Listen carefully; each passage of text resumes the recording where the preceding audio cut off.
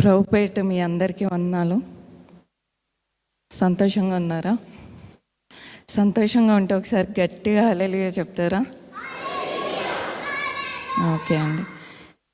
ఈరోజు అసలు అనుకోలేదు మీటింగ్ ఉంటుందని.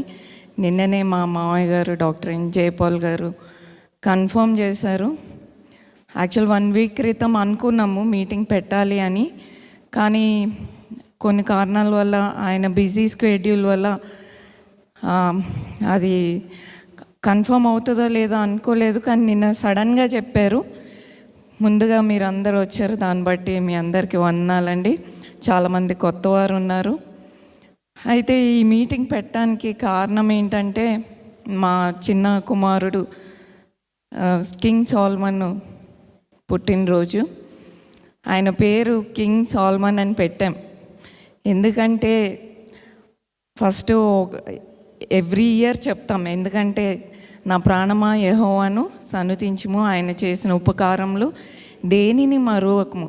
మరి అది అబ్బా చెప్పిందే చెప్తారు, ప్రతి సంవత్సరం చెప్తారు అని కొంతమంది అనుకోవచ్చు, లైవ్లో చూసేవారు ఎవరైనా. కానీ ఎందుకు అంటే ప్రతి సంవత్సరం దేవుడు చేసిన మేలు మనం గుర్తు తెచ్చుకోవాలి. చిన్న ఉదాహరణకు ఒకటి చెప్పాలనుకున్నా. ఈరోజు ఎందుకో తెలీదు, ఇక్కడ చాలామంది నిరాశతో డిస్కరేజ్మెంట్ అనే జబ్బుతో బాధపడుతున్నారని అర్థమవుతుంది. ఎందుకంటే ఒక చిన్న ఇల్లస్ట్రేషన్ మీతో చెప్పాలనుకుంటున్నాను. ఒక వ్యక్తి ఒక షాప్కి వెళ్తాడు. అక్కడ ఏమంటారు ధాన్యపు కొట్టు అంటారు కదా, అక్కడ ఉంటాయి అన్నమాట. అది సాతాన్ దగ్గర ఉంటుంది. అందులో రకరకాల గింజలు ఉంటాయి.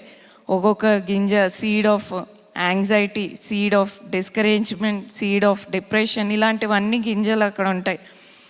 అయితే అతను సంభాషిస్తూ ఉంటాడు సాతాన్తో. మరి ఈ డిస్కరేజ్మెంట్ అనే సీడ్ ఎక్కడైనా పెరుగుతుంది, చాలా ఈజీగా సేల్ అవుతుందని. చాలామంది మనము తొందరగా నిరాశ పడిపోతాం. మరి నిరాశ పడటం వల్ల మనకేమన్నా వస్తుందా అంటే మన సమయాన్ని వృధా చేస్తూ ఉంటాం. చూడండి, నిరాశగా ఉన్న వ్యక్తి ఏ పని చేయాలనిపించదు, అలా ఖాళీగా కూర్చోవాలనిపిస్తుంది, ఇంకా నా బతికింతే అనిపిస్తుంది. మరి అయితే ఆ వ్యక్తి ఆ సాతాన్తో సంభాషిస్తున్నప్పుడు అందరి హృదయాల్లో అయితే మేము ఆ విత్తనం ఒకటి నాటగలిగాం, కానీ ఒక్క హృదయంలో, మరి ఆ కొట్టులో ఉన్న ధాన్యము మనుషుల హృదయంలో నాటుతాడంట సాతాన్. కానీ అందరి హృదయంలో మేము నాటగలిగాం, కానీ ఒక్క హృదయంలో మేము నాటలేకపోయాం. అది ఏంటి అంటే కృతజ్ఞత కలిగిన హృదయం. మరి ఎక్కడైతే కృతజ్ఞత ఉంటుందో అక్కడ సనుగుడు ఉండదు, నిరుత్సాహం ఉండదు కదండి.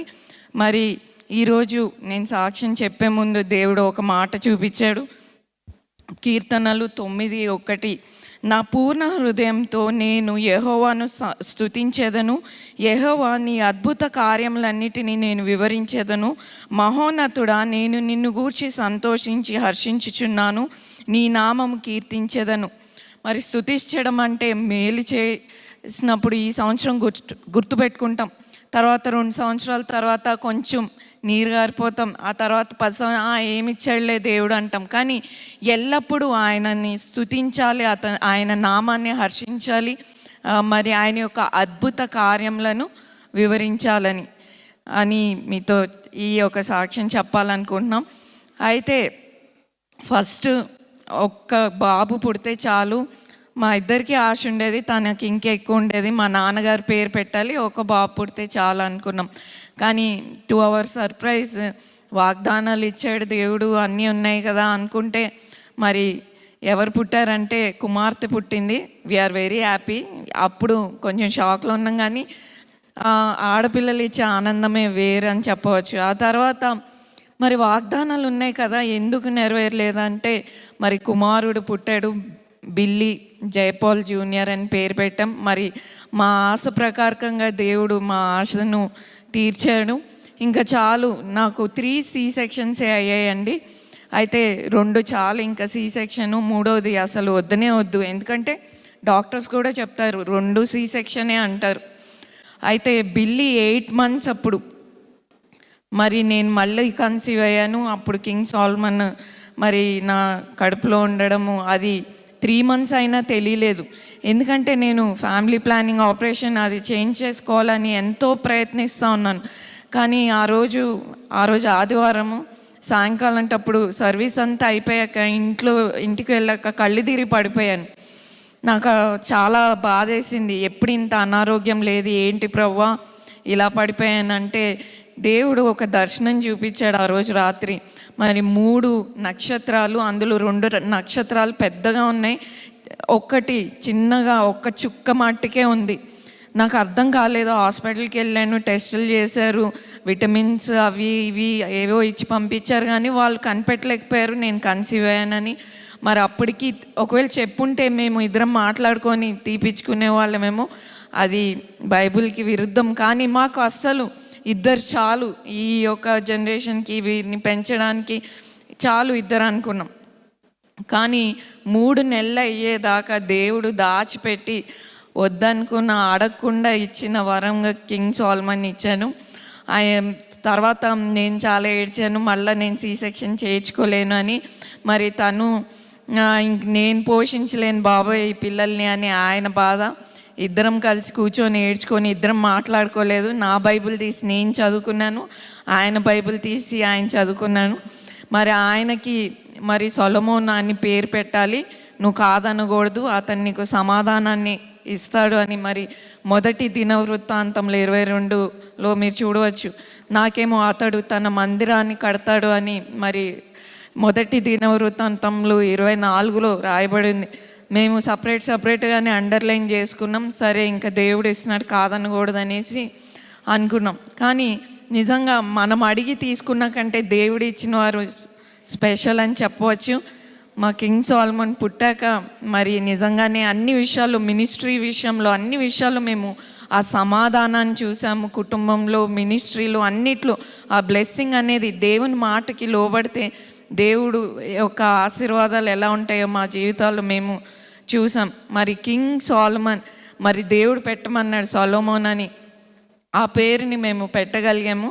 మరి ఆయన ఎప్పుడు చాలా ఏదైనా ప్రశ్న అడిగితే ఎదుటోళ్ళని మరి జ్ఞానవంతంగా ఒక క్వశ్చన్ అడుగుతాడు. దెబ్బకి మేము పెద్దోళ్ళమైనా నోరు మూసేయాల్సిందే, కానీ ఎప్పుడు నన్ను ఒక క్వశ్చన్ అడుగుతాడు, tell me why did I born అని.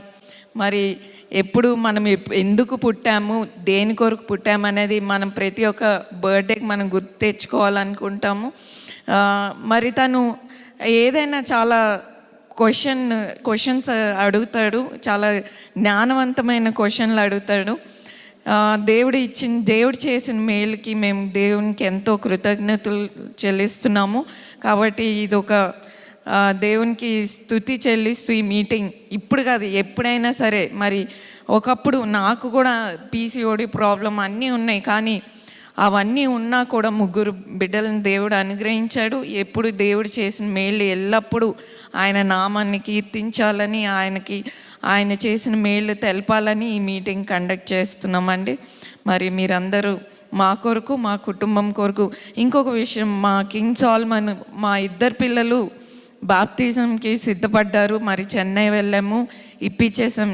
అన్న నువ్వు చాలా చిన్నగా ఉన్నావురా, ఇప్పుడు వద్దు అంటే, no I want, why you are taking baptism అంటే I want to be a Christian అన్నాడు. రియల్ క్రిస్టియన్గా ఉండాలి, నేను ఫేక్ క్రిస్టియన్గా ఉండకూడదని. మరి తను 7 కంప్లీట్ అయ్యి 8th ఇయర్లోకి ఎంటర్ అయ్యాడు. మరి తను బ్యాప్టిజం తీసుకున్నాడు, నా 3 బిడ్డలు బ్యాప్టిజం తీసుకున్నాడు. మరి దాన్ని బట్టి నేను దేవునికే కృతజ్ఞత స్తుతులు చెల్లిస్తున్నాను. మీరందరూ మా కుటుంబం కొరకు ప్రార్థన చేయవలసిందిగా కోరుతూ సెలవు తీసుకుంటున్నాను.